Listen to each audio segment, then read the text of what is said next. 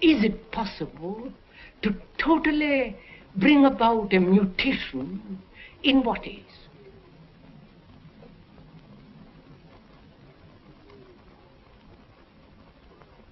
And to go into that, to go into this question of bringing about a total revolution in what is, one must have an extraordinary sense of awareness. You know, to be aware what it means. To be aware of the trees, of the blue sky through the trees, of those hills beyond. The speaker is Krishnamurti. That noise of a motor. He is a man who cannot be placed in a simple category like philosopher or religious leader. He is, however, one of the more challenging and creative men of our time. Born in South India in 1897 and educated in England, he has followed a singular and original path of thought free of factionalism and dogma. This is the first of 8 half-hour programs, and the first time that Krishnamurti has allowed his talks and private conversations to be filmed. The principal settings are the Oak Grove in Ojai, California, and the Thacher School in the Ojai Valley. Ideas explored in this series range from what Krishnamurti calls the present crisis in consciousness to an examination of war, violence, love, pleasure and pain, the aging of the body, and death.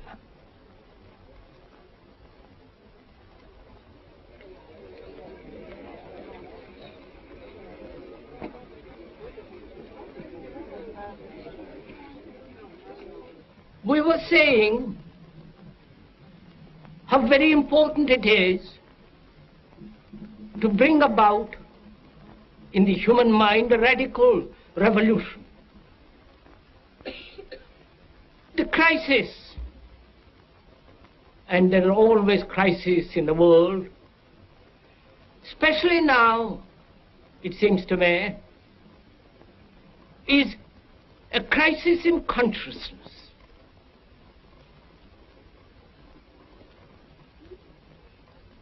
A crisis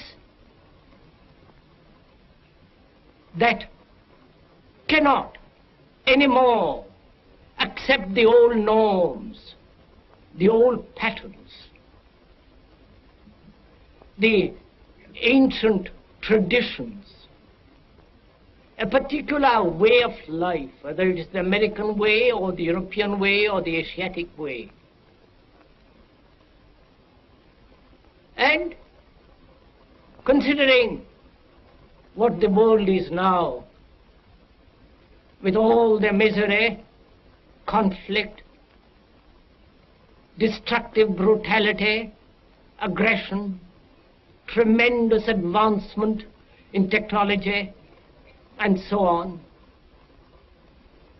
it seems to me, though man has cultivated the external world and has more or less mastered it, inwardly he's still as he was.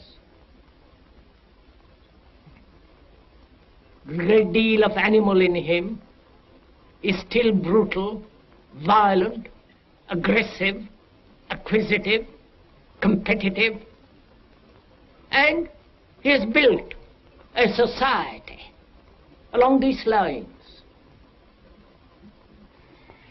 What do you think is happening to the whole American people as a whole?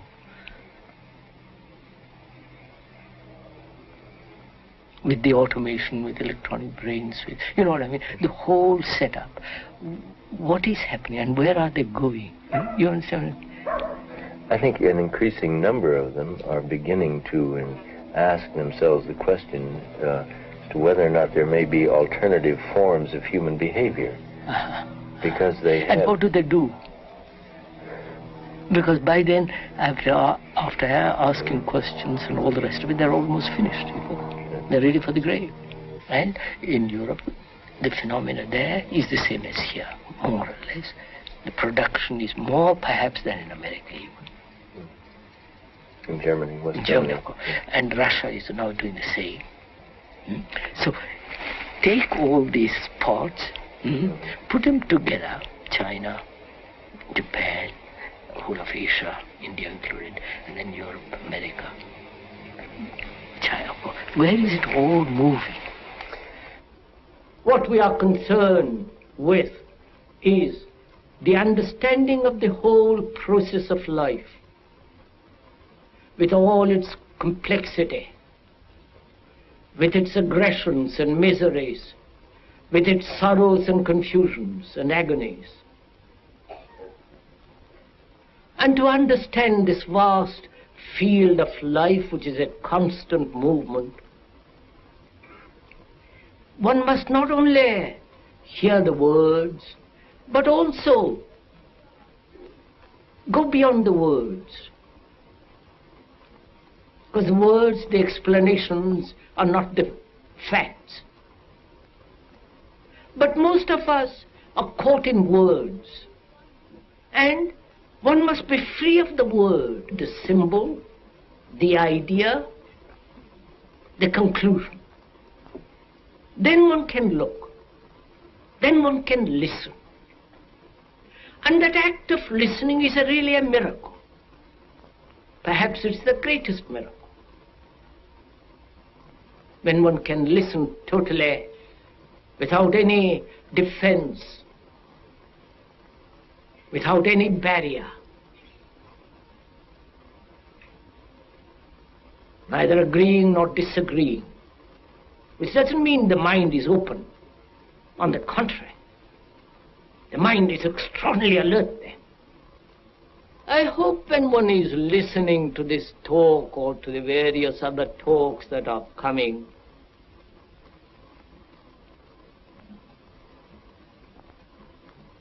one hears a lot of words.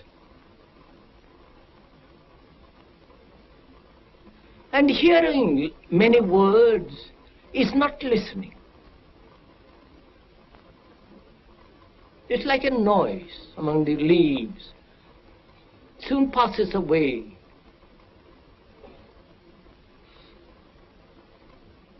When we hear, we either accept or reject,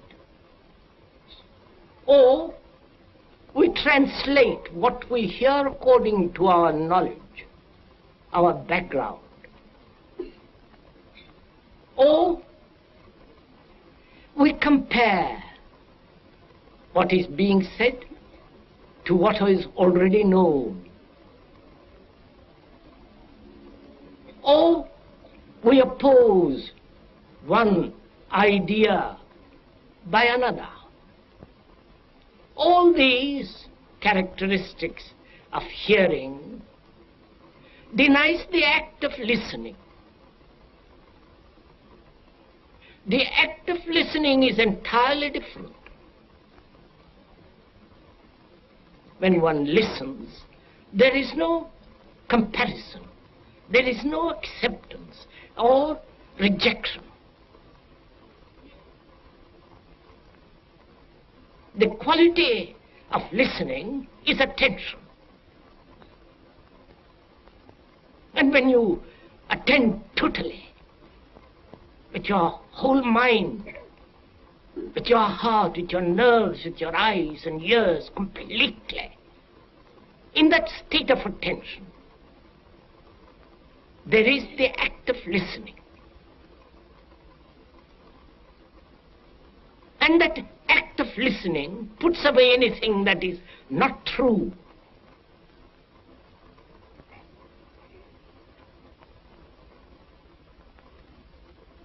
When you give your whole attention to something,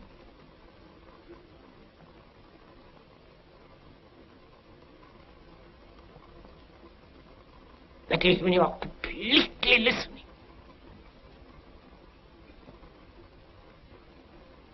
You listen to the totality of the thing. When you attend, there is no borders of inattention.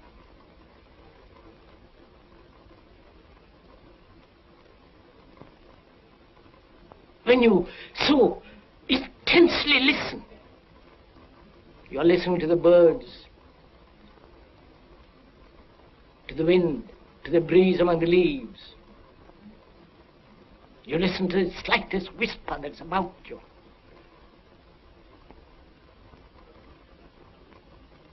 So in the same way, when one listens, that very act of listening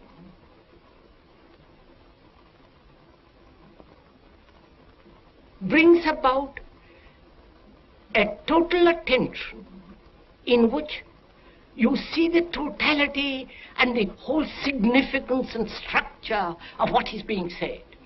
When you say, I can't, you have blocked yourself. But you can understand more and more of it.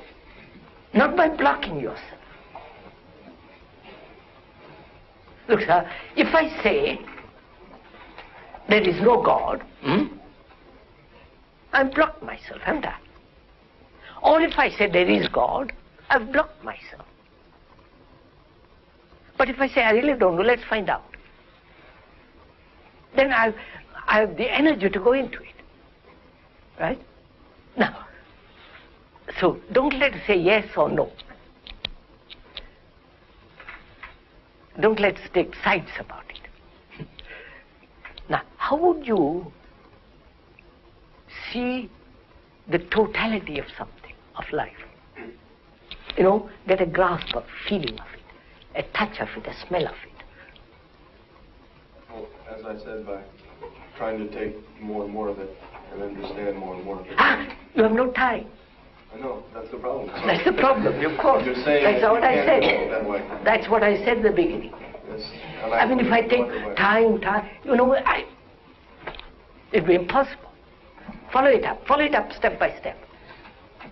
You have approached this problem with the habitual tools, and you have eliminated those tools. Not because you are prejudiced against them, but you see that they won't answer. Now, when you have eliminated them because they do not answer, your mind is sharper, isn't it? If you're on the right track. Of course, you have eliminated them.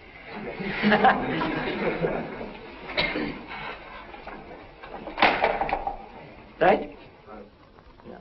Of what significance is hope and faith to living? What significance is hope and faith to living? I hope you won't think me harsh if I say there is no significance at all. We've had hope. We've had faith. Faith in church, faith in politics, faith in leaders, faith in gurus. Because we've wanted to achieve a state of bliss, of happiness, and so on. And hope has nourished this faith. And when one observes through history, through our life, all that hope and faith have no meaning at all. Because what is important is what we are. Actually what we are. Not what we think we are. Or what we think we should be. But actually what is. If we know how to look at what is, that will bring about a tremendous transformation. Would you say there are California or America or even California, there's something new stirring? Or the same old pattern being repeated? It seems to me to be the same old pattern. Oh my God. Say in California, you live in California. Is the climate being so marvelous here? Is it productive of some new state of human being, new human? We are the product of the society in which we live, the experience, the knowledge, and all the rest of it. And there is nothing original. We repeat. And to find out anything new requires tremendous inquiry, meditation. You don't just get it by just coming to a meeting for an hour and thinking one has to work tremendously hard. You do work very hard to earn a livelihood, to go to office every day. But this requires much more alertness, much more careful examination. And one doesn't have the energy, the patience, or the interest, because this is non-profitable. It doesn't bring you any profit, financial or any other way. Here is the question. I suffer physically, psychologically, and I can do something physically. Psychologically, I don't know what to do. And not knowing what to do, I escape. Or I go to somebody who will tell me what to do. Or I put up with it, getting more and more and more bitter, dull, stupid, full of animosity and all the rest of it. Without doing any of those things, can one look at that thing?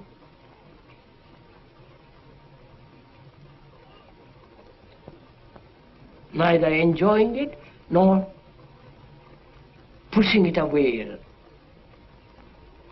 Which means, can I look at it without any demand to overcome it, to justify it, to control it, just to observe it? How is it possible to do what you say in 30 seconds? Beg pardon? How is it possible to do what you say in 30 seconds? How is it possible to do what I say for?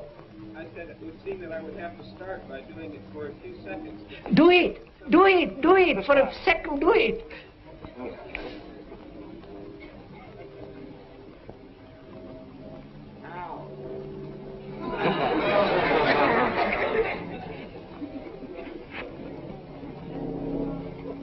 You know, as I said the other day, the word how is the most mischievous word. Because you want somebody else to tell you how to do it.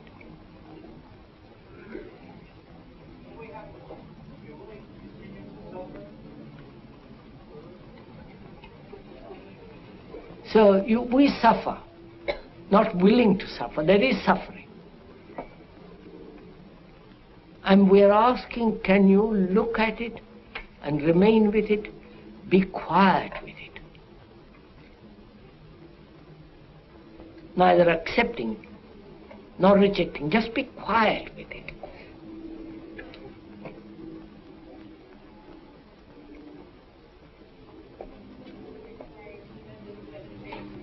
Huh?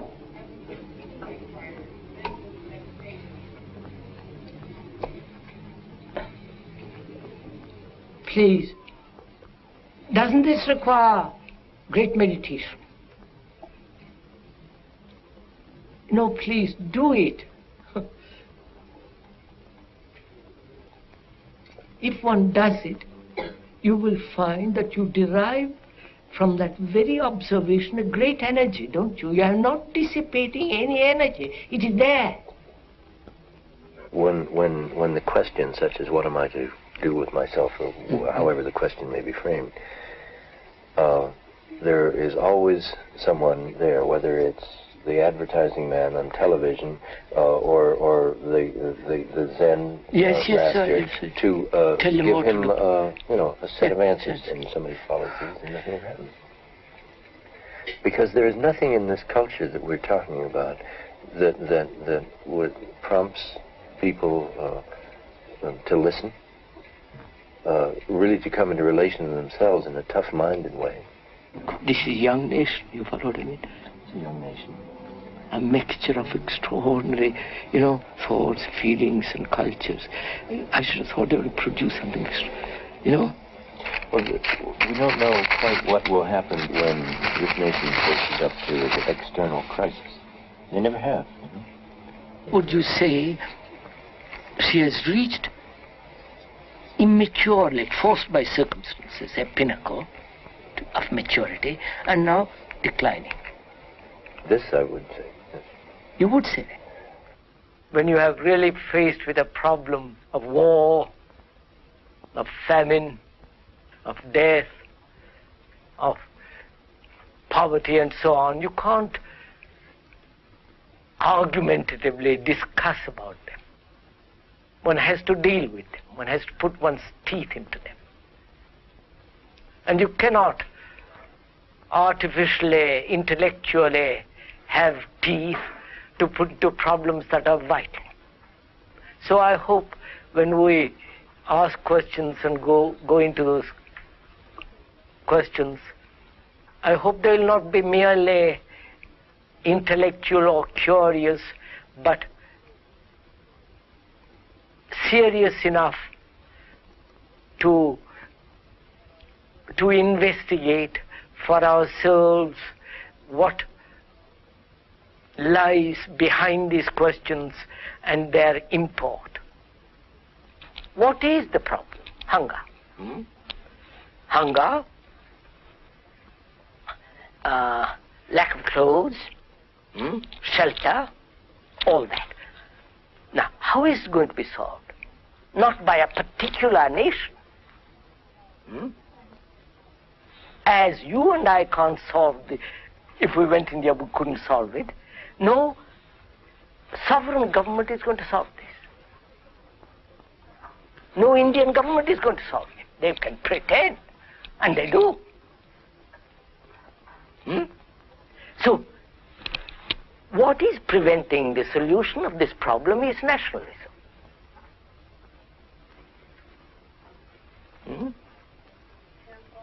My flag, your flag, my country, your country, and the division that takes place geographically, which is exploited by the politician.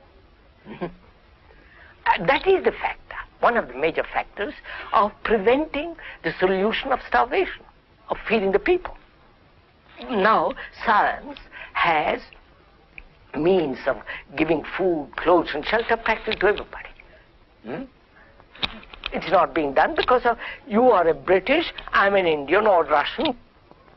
So it's a world problem, not individual or nationalistic problem. Right. How do you suppose that one will be able to overcome these nationalistic barriers?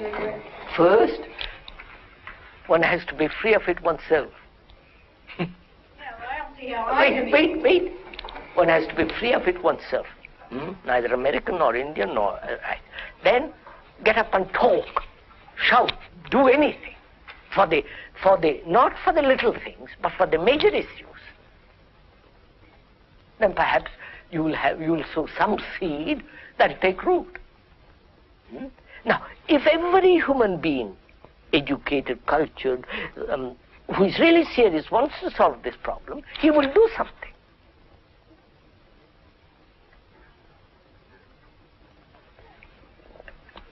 Like war. We have accepted war as the way of life. All man has, throughout centuries. And to stop war, difference is concerned with the whole process of living as a human being. Then perhaps we'll be able to solve this question of war.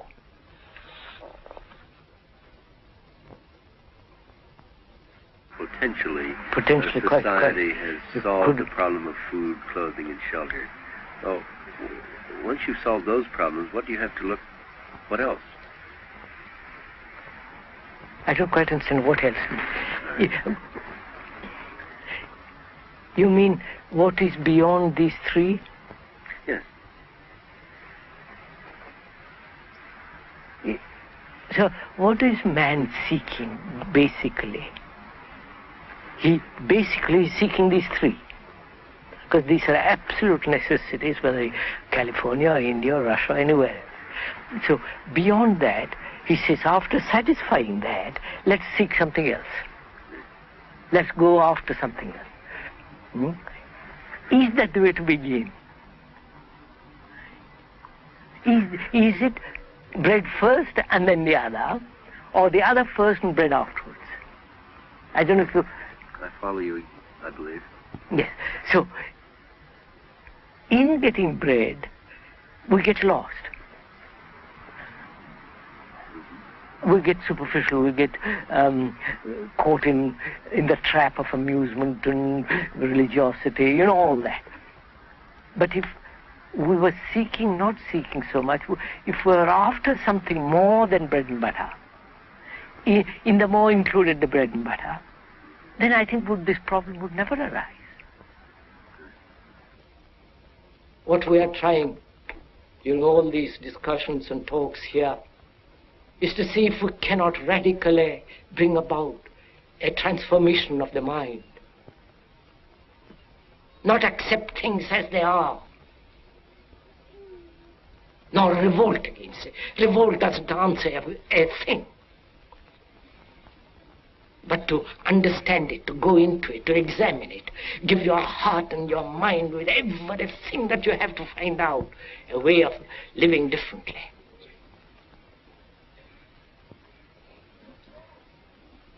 But that depends on you and not somebody else. Because in this there is no teacher, no pupil. There is no leader. There is no guru. There is no master, no savior. You yourself are the teacher and the pupil, you are the master, you are the guru, you are the leader, you are everything.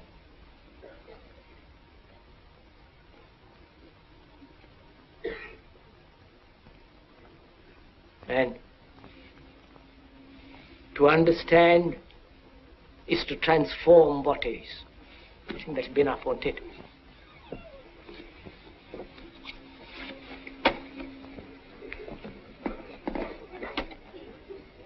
This has been Program 1 in a series of 8 programs presenting the original and challenging thought of Krishnamurti. During the past 4 decades, in his writings and talks in Europe, Asia, and America, Krishnamurti has continued to explore the real revolution, a radical change in ourselves. Subsequent programs will be concerned with love, death, fear, and the possibility of a fundamental change in consciousness. The next program in the series is titled Observing Ourselves.